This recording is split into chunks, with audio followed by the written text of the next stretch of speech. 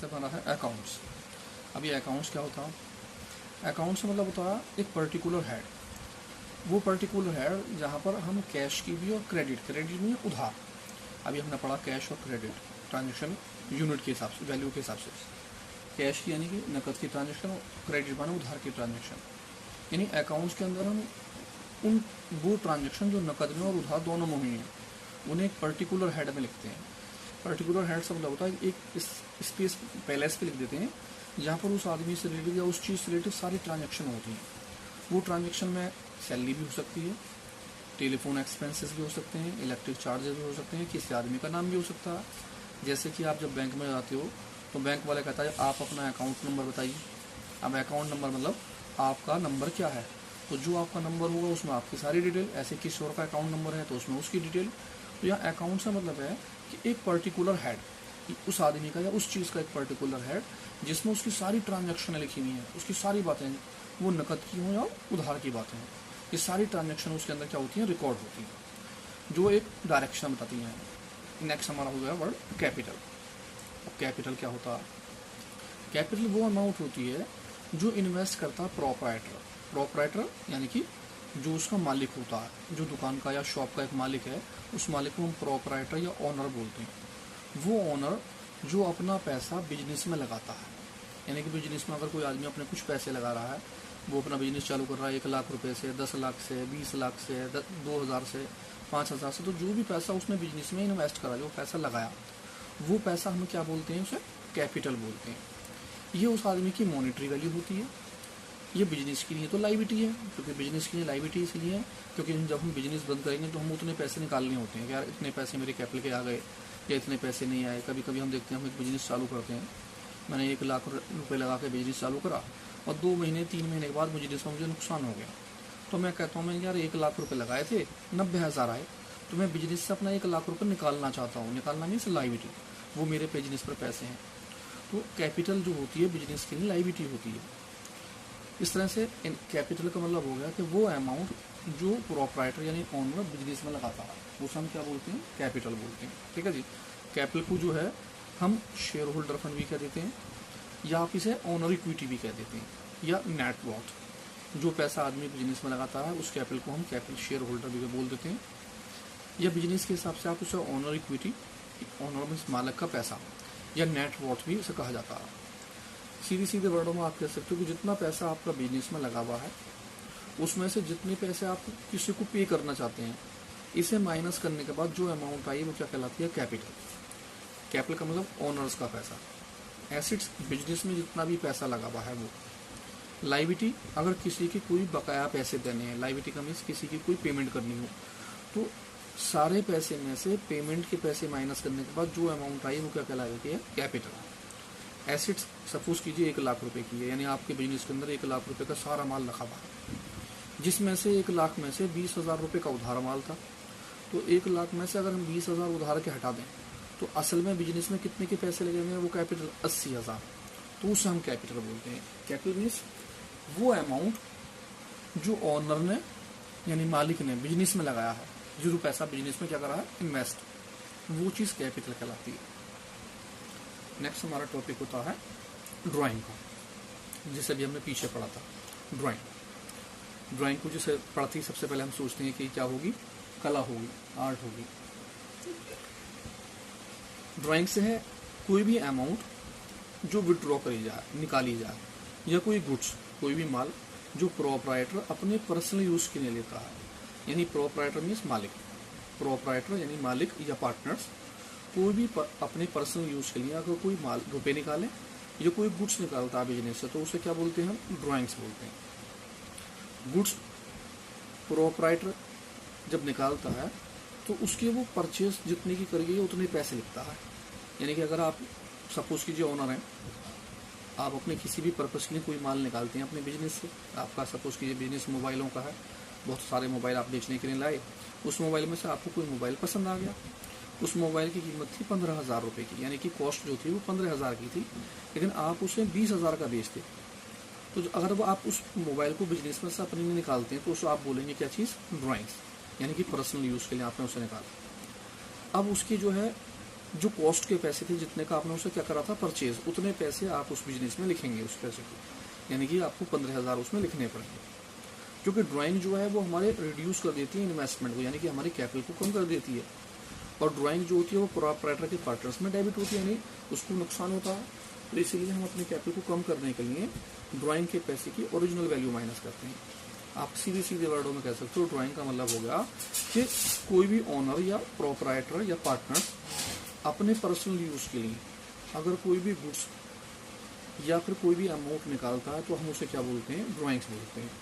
लेकिन इसके अंदर वो ओरिजिनल कीमत यानी कि परचेज वाली कॉस्ट को माइनस करता है अगर उसके पास कॉस्ट है तो। नेक्स्ट हमारा टॉपिक है ड्राइंग्स। जो भी हुआ हमारा ड्राइंग के बाद हमारा जाता नाम लायबिलिटी। लायबिलिटी क्या होती है?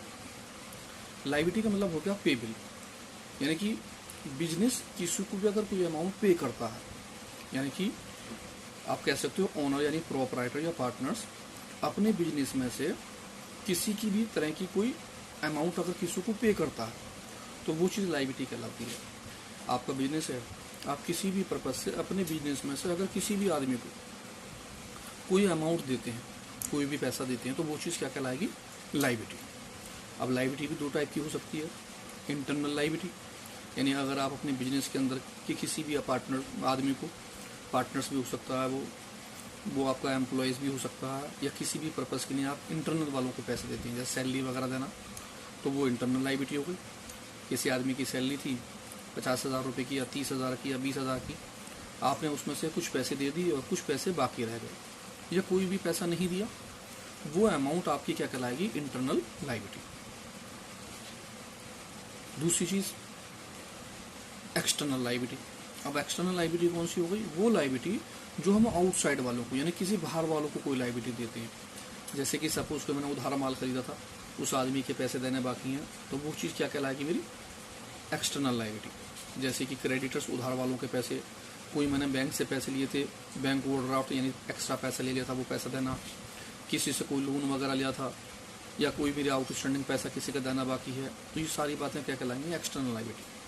अब लायबिलिटी में दो लाइफ हो गया।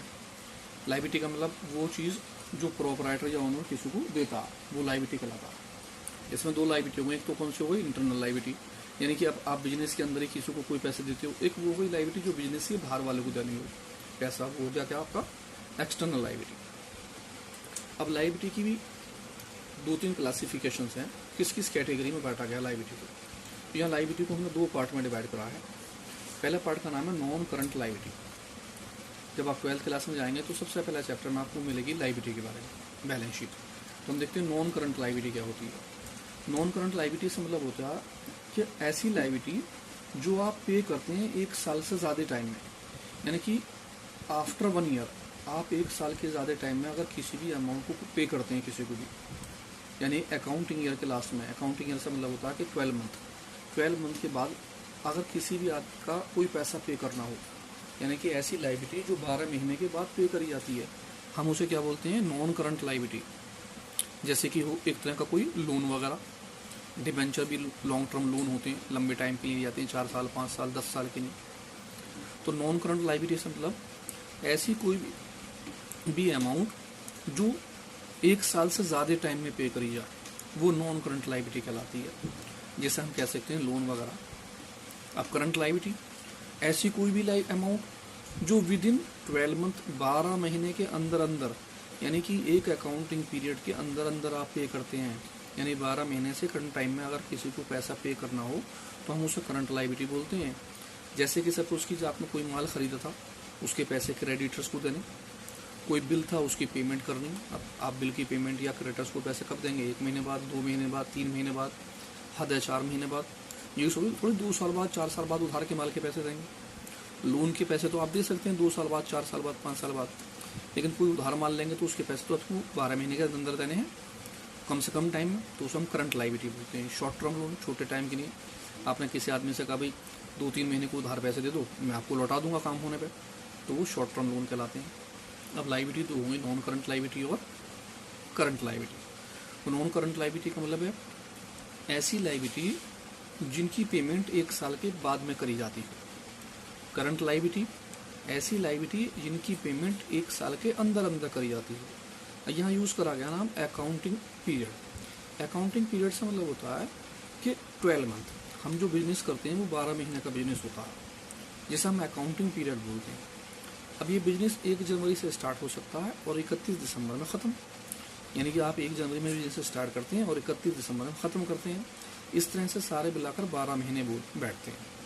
अगर आप 1 जनवरी से स्टार्ट करते हैं और 31 दिसंबर में ख़त्म करते हैं तो इस टाइम को हम बोलते हैं कैलेंडर ईयर, क्योंकि वो कैलेंडर के हिसाब से यूज़ होता है हमारा ईयर। एक और भी है, जैसे आपके स्कूल का टाइम चालू होता है 1 अप्रैल से 31 मार्च तक, ऐसी कंपनियों में भी स्टार्ट होते हैं 1 अप्रैल से 31 मार्च तक। वो भी कितनी मंथ बैठते हैं? 12 मंथ। लेकिन उसे हम बोलते हैं अकाउंटिंग पीरियड, यानी जो टाइम अप्रैल से स्टार्ट होता है वो कहलाता है अकाउंटिंग पीरियड, और जो टाइम जनवरी से स्टार्ट होता है वो क्या कहलाता है? हमारा कैलेंडर ईयर। तो दोनों बैठते 12 मंथ के ही हैं। तो यहाँ ये बताया गया कि नॉन करंट लायबिलिटी का मतलब अगर आप 12 महीने के बाद, 1 साल के बाद किसी की पेमेंट करते हैं अकाउंटिंग पीरियड के बाद, तो वो नॉन करंट लायबिलिटी। और अगर आप 12 महीने मीन्स अकाउंटिंग पीरियड के अंदर अंदर आप पेमेंट करते हो तो वो करंट लायबिलिटी। चलिए नेक्स्ट हमारा टॉपिक है एसेट्स। एसेट्स मतलब होता है प्रॉपर्टी, यानी कि बिजनेस की जो अपनी प्रॉपर्टी होती है, यानी ओनर्स की, जो मालिक है उसकी अपनी जो प्रॉपर्टी होती है जिस पर उसका पूरा लीगल राइट्स होता है, वो उसे इस्तेमाल कर सकता है किसी भी तरह से। ये टेंजेबल भी हो सकती है और इनटेंजेबल भी। जो बिजनेस की क्या होती है? Economic resources. जैसे सपोज कीजिए आप कोई भी ऐसी चीज़ परचेज करते हैं, लेकिन उन चीज़ों को परचेज करने का मकसद दोबारा से बेचना नहीं होता। आप खरीदते तो हैं, लेकिन किसके पर्पज से लेते हैं? कुछ चीज़ों तो आप लेते हैं बेचने के पर्पज से, और कुछ चीज़ें क्या होती हैं आप बिना बेचने के पर्पज से लेते हैं, जिन्हें हम बोलते हैं क्या? प्रॉपर्टी। जैसे सपोज कीजिए मशीनरी हो गई, आप मशीन परचेज तो करते हो, लेकिन मशीन को परचेज करने का मतलब उसे बेचना नहीं होता, क्योंकि अगर आप मशीन बेच दोगे तो आपका बिजनेस कैसे चलेगा? उस मशीन से तो आप काम करोगे। इसी तरह हमारी प्रॉपर्टी यानी कि क्या हो गया? बिजनेस में लैंड हो गई, फर्नीचर हो गया, प्लांट हो गया। अब जैसे स्कूल है, स्कूल चल रहा है, स्कूल की बिल्डिंग है, स्कूल वालों ने बिल्डिंग परचेज करी। अब वो ये नहीं कि आज बिल्डिंग यहाँ है, कल को दूसरी जगह है, परसों को तीसरी जगह, बार बार बिल्डिंग थोड़ी चेंज करते फिरेंगे। बिल्डिंग तो एक जगह रहेगी, लेकिन बिना बिल्डिंग के वो काम चल भी नहीं सकता। तो वो बिल्डिंग जो है क्या कहलाएगी? बिजनेस की एसेट्स। किसी का कोई कारोबार है, सपोज कीजिए वो प्लास्टिक की बाल्टी वगैरह बनाता है, तो प्लास्टिक वगैरह भी उसके लिए गुड्स है, और मशीनरी भी। अब मशीन भी वो परचेज करेगा और प्लास्टिक भी, लेकिन प्लास्टिक को तो वो बेच सकता है बनाकर, लेकिन मशीन को नहीं बेच सकता, क्योंकि अगर वो मशीन को बेच देगा तो उसका बिजनेस नहीं चल पाएगा। तो ऐसी चीज़ें हैं जिन्हें हम परचेज तो करते हैं, लेकिन उनका मकसद बेचना नहीं होता। हम उसे क्या बोलते हैं? प्रॉपर्टी। वो चीज़ प्रॉपर्टी कहलाती है, यानी कि बिजनेस की एसेट्स कहलाती हैं। जो बिजनेस की इकोनॉमिक रिसोर्सेज होती हैं, उनकी बिजनेस को बढ़ाती हैं, इकोनॉमिक रिसोर्सेज को, पैसों को, जो टेंजिबल या इंटेंजिबल दोनों हो सकती हैं। ठीक है जी।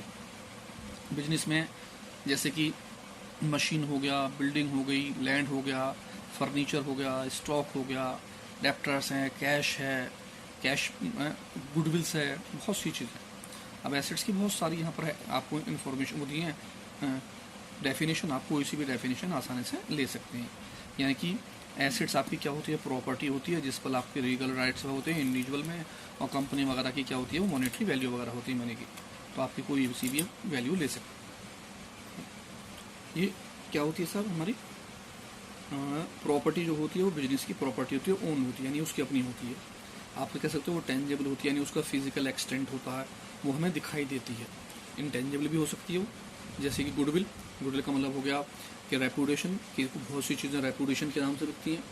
जैसे आप देखते हो कि भाई हर किसी का अपने अपने नाम से चीज़ें बिकती हैं। आप देखते हो, आप जब आप बाज़ार में जाते हो बोतल वगैरह लेने, तो आप कहते हो कोका कोला की बोतल दो, या कैंपा की बोतल दो, थम्स अप की बोतल दो, तो वो एक ब्रांड है।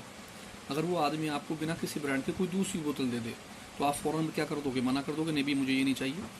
हम देख सकते हैं जब हम बाज़ार में जाते हैं तो 2 तरह की बोतल हमारे पास हैं। सपोज कीजिए एक है आइसलिंग, वो उसमें भी कोका कोला की बोतल आती है।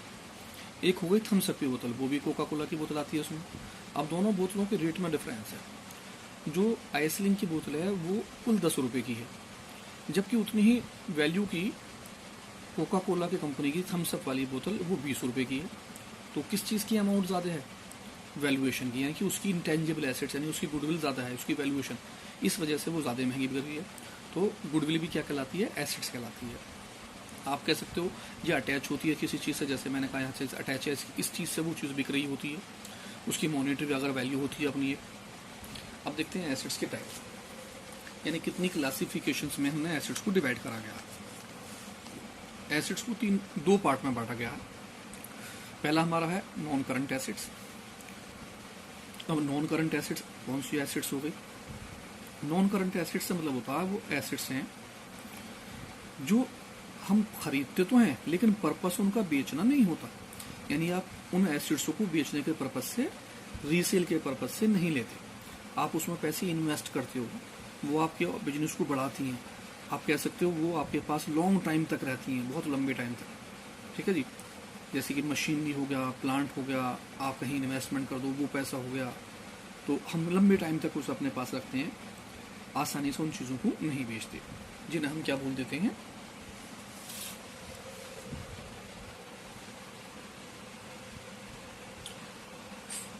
जिन्हें हम बोल देते हैं फिक्स एसेट्स। फिक्स एसेट्स का मतलब है वो हमारे पास फिक्स होती हैं। अब फिक्स एसेट्स जो होती हैं उनका मकसद रीसेल का नहीं होता। इसमें दो टाइप की हो जाती हैं। एक तो कौन सी हो जाती है? Intangible assets. इंटेंजिबल एसेट्स का मतलब वो एसेट्स जिनका अपना फिजिकल एक्सटेंट होता है, यानी कि वो एसेट्स हमें दिखाई देती हैं। आप कह सकते हो जिनका क्या होता है? आपका फिजिकल एक्सटेंट होता है, जैसे कि लैंड, बिल्डिंग, मशीन, जिन्हें आप क्या कर सकते हो? देख भी सकते हो और टच भी कर सकते हो। तो ये चीज़ें क्या कहलाती हैं? हमारी टेंजिबल एसेट्स। इसी के साथ साथ दूसरी होती है हमारी इंटेंजिबल एसेट्स। अब इंटेंजिबल एसेट्स जो होती हैं उनके क्या नहीं होते? उनके कोई फिजिकल एक्सटेंट नहीं होता, आप उसे छू नहीं सकते और ना ही आप उसे देख सकते हो, क्योंकि वो इंटेंजिबल एसेट्स होती है। जैसे भी मैंने बताया आपको, गुडविल यानी किसी भी चीज़ की रेपुटेशन, कॉपीराइट, सॉफ्टवेयर, आप व्हाट्सएप को देख तो सकते हो लेकिन छू नहीं सकते, यानी उसके सॉफ्टवेयर को हम छू नहीं सकते हैं। तो ये कौन सी एसेट्स कहलाती हैं? Intangible assets. गुडविल, किसी रेपुटेशन के नाम से, किसी नाम से वो चीज़ बिक रही है। फॉर एग्जाम्पल, आप बाजार में जाते हो, इसके बाद में आप कहते हो यार हमें मिठाई चाहिए, तो किसकी मिठाई खाएंगे आप? सिंगल स्वीट्स, या फिर शादी की, या फिर किसी तीसरे हलवाई की। तो तीसरे हलवाई का नाम तो नहीं पता, लेकिन जिन आदमियों के नाम से वो चीज़ बिक रही है वो उनकी क्या है? Reputation, goodwill. आप कहीं दिल्ली जाते हो, आप किसकी स्वीट्स लेते हो? हल्दीराम स्वीट्स। आप वहाँ पर जाकर शादी की स्वीट्स या फिर जो है सिंगल की स्वीट्स नहीं मांगते, वहाँ पर नाम क्या हो जाता है? आपका हल्दीराम स्वीट्स। तो वहाँ पर उसकी रेपुटेशन ज़्यादा है। तो इंटेंजिबल एसेट्स वो जिसकी रेपुटेशन होती है। नेक्स्ट हमारा हो जाता है करंट एसेट्स। इससे पहले दोबारा लेते हैं। फिक्स एसेट्स में टेंजिबल वो एसेट्स जिसका फिजिकल एक्सटेंट होता है, जिसे हम देख भी सकते हैं और छू भी सकते हैं, जबकि इंटेंजिबल एसेट्स मीन्स वो एसेट्स जिनका अपना फिजिकल एक्सटेंट नहीं होता, जिन्हें ना तो आप देख सकते ना ही आप उन्हें छू सकते हैं। ठीक है जी। इनके एग्जाम्पल आप देख लेंगे साथ में। इसके एग्जाम्पल हो गए लैंड, बिल्डिंग, प्लांट। इनके एग्जाम्पल हो गए गुडविल, ट्रेडमार्क्स, कॉपीराइट्स वगैरह। नेक्स्ट हमारा आता है करंट एसेट्स। अब करंट एसेट्स कौन सी होती है? करंट एसेट्स वो एसेट्स होती हैं जिनका पर्पस क्या होता है? कन्वर्ट करना कैश में, यानी कि जितनी जल्दी हो सके हम उसे कम से कम टाइम में कैश में कन्वर्ट कर लें। यानी कि 1 साल के अंदर अंदर जिन पैसों को, 1 साल तो बहुत है वैसे, और भी कम टाइम में जिन्हें हम कैश में कन्वर्ट कर लेते हैं, वो चीज़ क्या कहलाती है? Current assets. जैसे कि आपका गुड्स, जो परचेज आपने माल करा था आप उसे बेचने के लिए रखते हैं, तो वो गुड्स, या आपके कोई पैसे हैं किसी पर रखे हुए, वो आप उसे कैश में ले सकते हैं। स्टॉक, डेप्टर्स, ये सारी बातें जो क्या कहलाती हैं हमारी करंट एसेट्स। यानी कि करंट एसेट्स से मतलब वो क्या है? ऐसी एसेट्स जिन्हें कन्वर्ट कर सकते हैं हम किस में? कैश में, कम से कम टाइम के अंदर, 1 साल के अंदर, वो हमारी करंट एसेट्स कहलाती हैं। नेक्स्ट इसके बाद आ जाता है हमारा कौन सा? Fixtures assets. फिक्चर्स एसेट्स से मतलब होता है कि ऐसी एसेट्स जो ना तो क्या होती है वो टेंजिबल होती हैं और ना ही वो हमारी क्या होती हैं? वो इंटेंजिबल होती हैं। यानी कि वो टेंजिबल भी है और इंटेंजिबल भी, आप कह सकते हो दोनों ही होती हैं वो। उन्हें हम कौन से बोलते हैं? Fixtures assets. अब ऐसी कौन सी एसेट्स हो सकती है जो टेंजिबल भी है और इंटेंजिबल भी है? हम देखते हैं कोल माइन, कोयले की खदान वगैरह, या पेट्रोलियम।